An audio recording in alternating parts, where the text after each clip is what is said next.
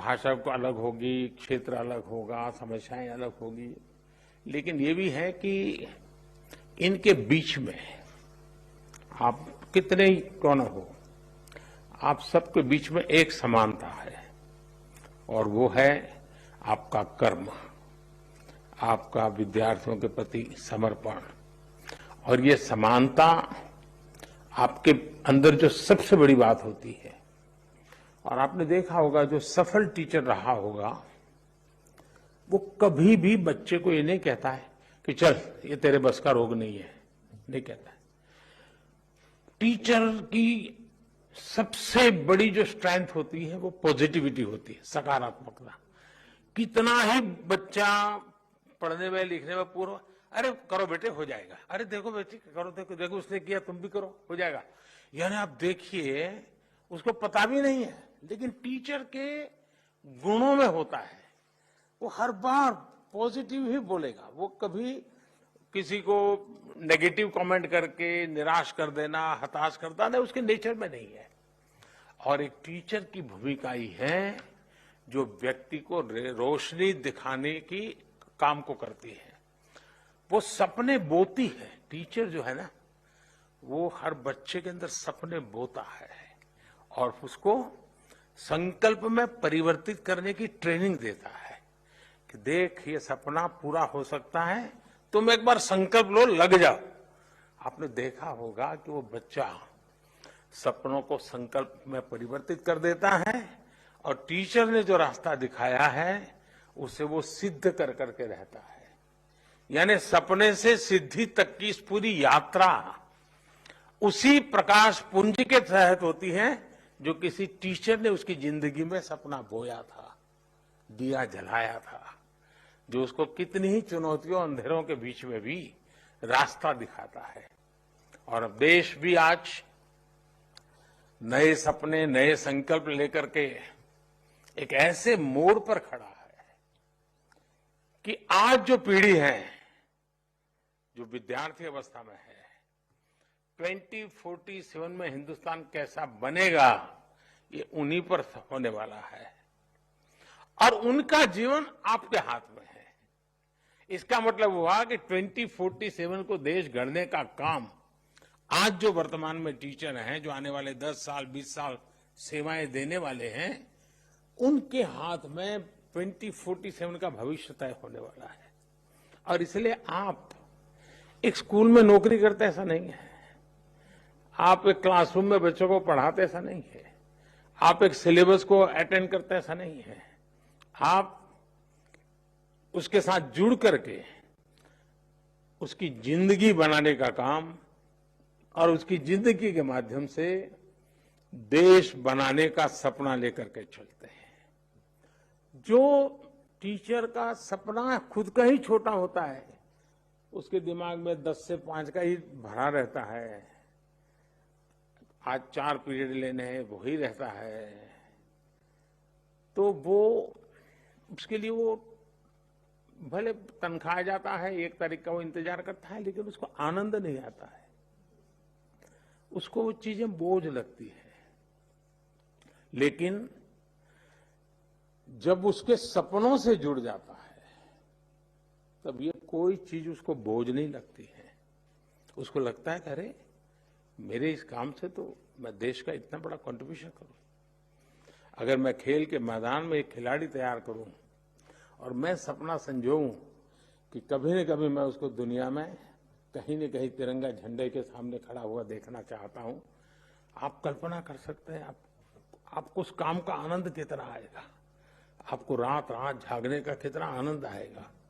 और इसलिए टीचर के मन में सिर्फ वो क्लासरूम, वो अपना पीरियड 4 लेने हैं 5 लेने हैं, वो आज आया नहीं तो उसके बदले में भी मुझे जाना पड़ रहा है, ये सारे बोझ से मुक्त होकर के, मैं आपकी कठिनाइयां जानता हूं इसलिए बोल रहा हूं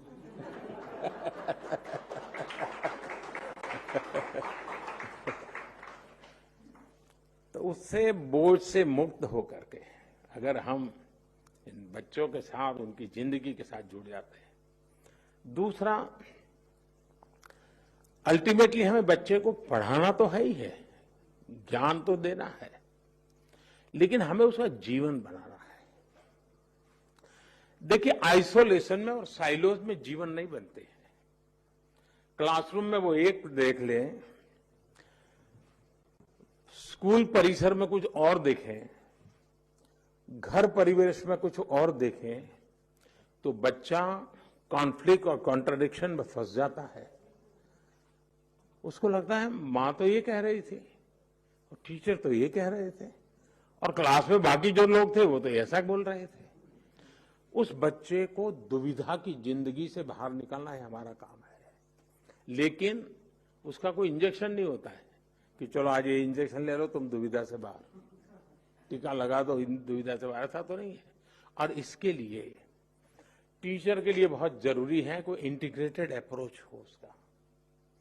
कितने टीचर हैं जो स्टूडेंट्स के परिवार को जानते हैं, कभी परिवार को मिले हैं, कभी उनसे पूछा कि भाई घर आके क्या करता है, कैसा करता है, आपको क्या लगता है, और कभी ये बताया कि देखिए भाई मेरे क्लास में आपका बच्चा आता है, इसमें ये बहुत बढ़िया ताकत है जी, आप थोड़ा इसको घर में भी जरा देखिए, बहुत आगे निकल जाएगा। मैं तो हूं ही हूं, टीचर के नाते मैं कोई कमी नहीं रखूं, लेकिन आप थोड़ी मेरी मदद कीजिए। तो उन घर के लोगों के अंदर भी एक सपना बो करके आप आ जाते हैं और वो आपके सहयात्री बन जाते हैं। फिर घर भी अपने आप में एक पाठशाला संस्कार की बन जाती है। जो सपने आप क्लासरूम में बोते हैं वो सपने उस घर के अंदर फुलवाड़ी बन करके पुलकित होने की शुरुआत कर देते हैं। और इसलिए क्या हमारी कोशिश है क्या? और आपने देखा होगा एक आध स्टूडेंट आपको बड़ा ही परेशान करने वाला दिखता है, ऐसा ही है, समय खराब कर देता है, क्लास में आते ही पहली नजर वहीं जाती है, तो आधा दिमाग वहीं खराब हो जाता है टीचर। मैं आपके भीतर से बोल रहा हूं।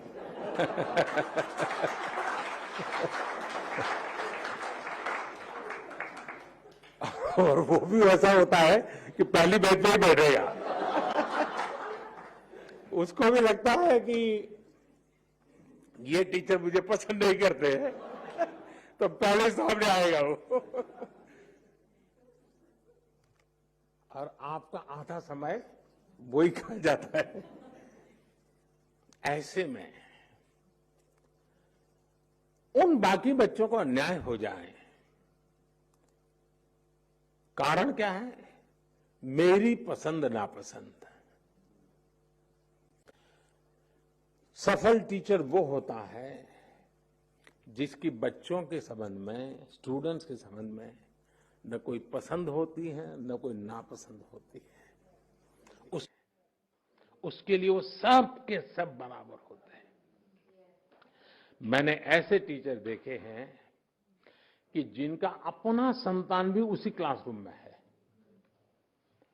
लेकिन वे टीचर क्लासरूम में खुद के संतान को भी वही ट्रीटमेंट देते हैं जो सब स्टूडेंट्स को देते हैं।